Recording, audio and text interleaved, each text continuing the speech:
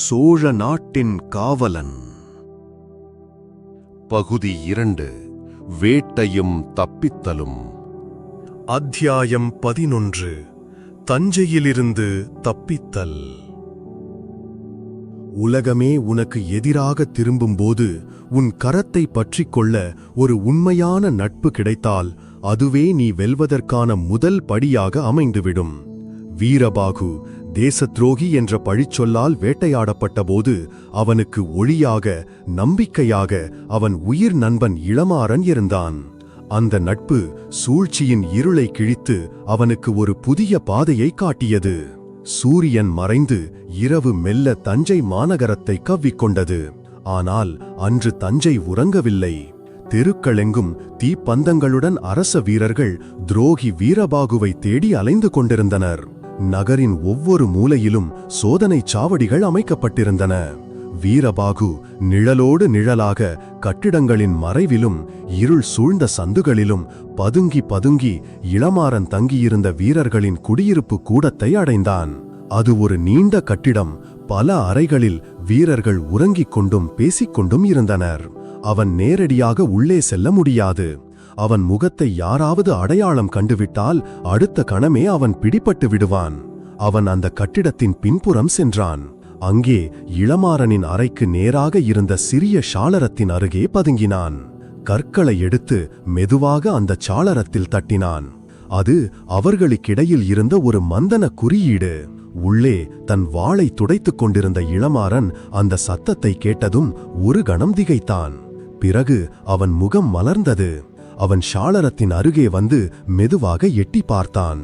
இருளில் கலைந்த தலையும் கிழிந்த ஆடைகளுமாக நின்றிருந்த வீரபாகுவை பார்த்ததும் இளமாறன் அதிர்ச்சியில் உறைந்தான். வீரபாகு, நீயா? என்ன கோலம் இது? ஊரே உன்னை தேடிக்கொண்டிருக்கிறது. நீ அரச துரோகி என்று. சத்தம் போடாதே இளமாறா என்று வீரபாகு மெல்லிய ஆனால் உறுதியான குரலில் தடுத்தான். நான் துரோகி அல்ல, ஒரு பெரும் சூழ்ச்சியில் சிக்க வைக்கப்பட்டிருக்கிறேன்.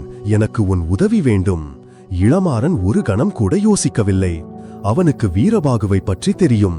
அவன் உயிர் போனாலும் இந்த நாட்டுக்கு துரோகம் நினைக்க மாட்டான் என்பது அவனுக்கு அத்துப்படி.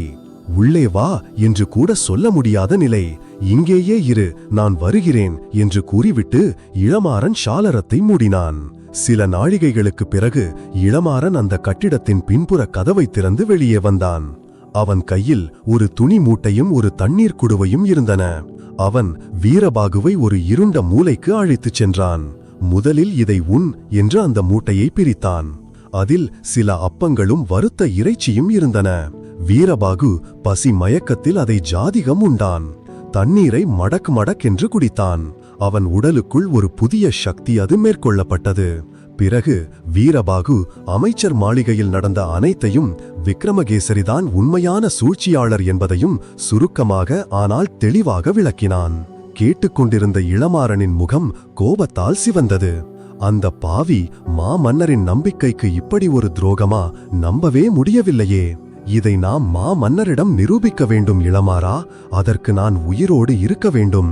நான் முதலில் இந்த நகரத்தை விட்டு வெளியேற வேண்டும். அனைத்து வாயில்களும் மூடப்பட்டிருக்கின்றன. என்ன செய்வதென்று தெரியவில்லை என்றான் வீரபாகு குரலில் இருந்த ஆற்றாமையுடன். இளமாறன் ஒரு கணம் ஆழ்ந்து சிந்தித்தான்.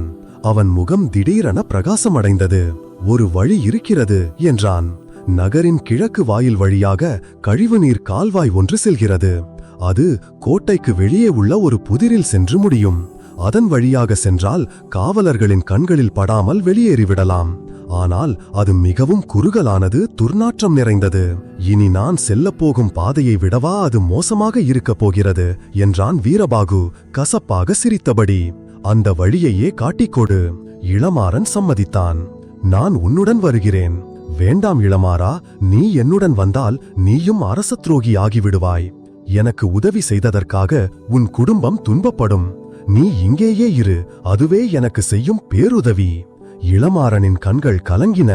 தன் நண்பனை ஆபத்தில் தனியாக அனுப்ப அவன் மனம் ஒப்பவில்லை. ஆனால் வீரபாகு சொன்னதிலும் உண்மை இருந்தது. சரி, ஆனால் இதை எடுத்துக்கொள் என்று தன் இடையில் இருந்த ஒரு சிறிய ஆனால் கூர்மையான குறுங்கத்தியை களைற்று வீரபாகுவிடம் கொடுத்தான். இது உன்னை பாதுகாக்கும்.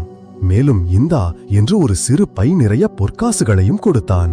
பயணத்தில் தேவைப்படும். வீரபாகு நன்றியுடன் தன் நண்பனின் தோளை தட்டினான். உன் நட்பை நான் மறக்க மாட்டேன் இளமாறா. நான் மீண்டும் வருவேன். உண்மையை நிரூபித்து இந்த பழியை துடைப்பேன். நானும் உனக்காக காத்திருப்பேன் என்றான் இளமாறன் குரல் தழுதழுக்க. இருவரும் நகரின் தெருக்களில் நிழல்களைப் போல பயணித்தனர். இளமாறன் தன் அறிவை பயன்படுத்தி வீரர்கள் இல்லாத பாதைகளாக தேர்ந்தெடுத்து வீரபாகுவை அழைத்துச் சென்றான். இறுதியாக அவர்கள் கிழக்கு கோட்டை மதிலை ஒட்டி இருந்த அந்த இடத்திற்கு வந்தனர். அங்கே ஒரு பெரிய இரும்பு கம்பி வலை போட்டு மூடப்பட்ட ஒரு கழிவுநீர் கால்வாயின் வாசல் இருந்தது. இளமாறன் தன் பலம் கொண்ட மட்டும் அந்த கம்பியை வளைத்தான். வீரபாகு உள்ளே நுழையும் அளவிற்கு ஒரு சிறிய இடைவெளி உருவானது. அது முதலில் நேராக சென்றால் வெளியே சென்று விடலாம், வழியில் எங்கும் திரும்பாதே என்று இளமாறன் வழிகாட்டினான். வீரபாகு தன் நண்பனை இறுதி முறையாக பார்த்தான். அந்த பார்வையில் நன்றியும் பிரிவின் சோகமும் எதிர்காலத்தின் நிச்சயமற்ற தன்மையும் கலந்திருந்தன. அவன் எதுவும் பேசாமல் அந்த சிறிய இடைவெளி வழியே அந்த கால்வாய்க்குள் தன்னை செலுத்திக் கொண்டான். உள்ளே கருமையான இருளும் மூச்சை திணறடிக்கும் துர்நாற்றமும் அவனை வரவேற்றன. அவன் தன் அருவருப்பை அடக்கிக் கொண்டு தவழ்ந்தபடியும் நடந்தபடியும் முன்னேறினான். வெளியே இளமாறன் அந்த கம்பியை மீண்டும் பழைய நிலைக்கு கொண்டு வந்து மூடிவிட்டு அங்கே எந்த தடையும் இல்லாதவாறு சரி செய்தான்.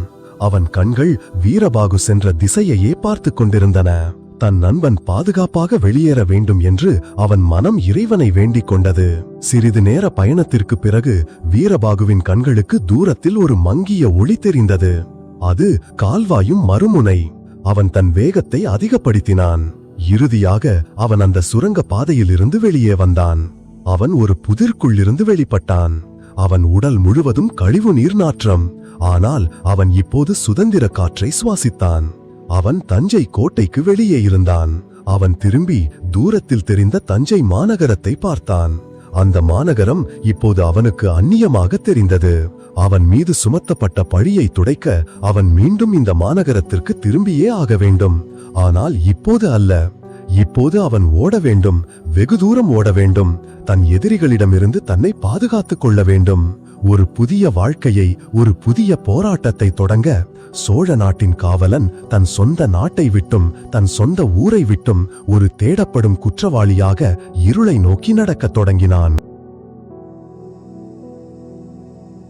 இந்த சோழ நாட்டின் காவலன் எனும் நமது பெரும் பயணத்தில் நீங்கள் எனக்கு அளித்து வரும் ஆதரவு என் கரங்களில் உள்ள வாளை விட வலிமையானது. உங்கள் ஒவ்வொருவரின் பாராட்டுகளும் போர்க்களத்தில் நான் கேட்கும் வெற்றி முழக்கங்களைப் போன்றவை. நீங்கள் தரும் வரவேற்பு எங்களை மெய்சிலிர்க்க வைக்கிறது. நமது ஃபேபிள்ஸ் படைப்பிரிவின் உங்களை முழுமையாக இணைத்துக் கொள்ளுங்கள்.